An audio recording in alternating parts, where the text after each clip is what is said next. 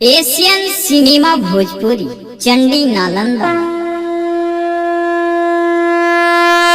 बोला बोला मेहरा वाली मैया की। मिक्स बाय काजू स्टूडियो हिलसा। पीछे में मैया बाड़ेना, मैया बाड़ेना, मैया बाड़ेना।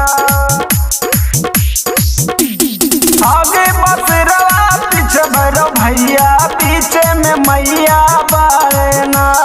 आगे बसरवा पीछे भैरो भैया, पीछे में मैया बाड़ेना। पूजा करत रहल, पूजा करत रहल ओही लैकी सेवक रहे ना। आगे बसरवा पीछे भैरो भैया, पीछे में मैया बाड़ेना। प्रेम से बोली तारा चंडी मैया की। मैया बाड़ेना। Mix by Punpun Gupta. पीछे में मैया बाड़ेना, मैया बाड़ेना। थाली सजा के जावा सेवक जाला पूजे। जग गईनी बानी हम तो पहले दर्शन पाके, पहले दर्शन पाके। थाली सजा के जावा सेवक जाला पूजे।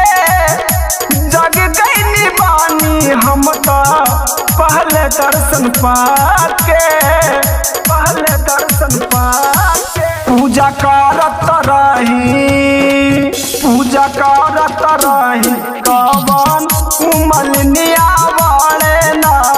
आगे बसरवा पीछे भैरो भैया, पीछे में मैया बाड़ेना। पीछे में मैया बाड़ेना। हर साल माई तोहर कर ले पूजनिया।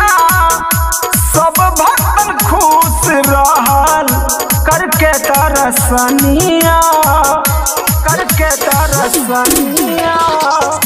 हर साल माई तोहर कर ले पूजनिया। सब भक्तन खुश रहल करके दर्शनिया।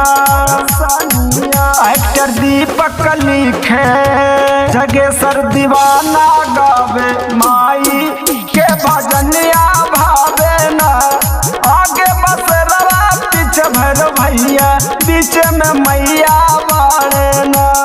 आगे बसरवा पीछे भैरो भैया, पीछे में मैया बाड़ेना। पूजा करत रहल, पूजा करत रहल, पूजा करत रहल ओही लैकी सेवक रहे ना। आगे बसरवा पीछे भैरो भैया, पीछे में मैया बाड़ेना।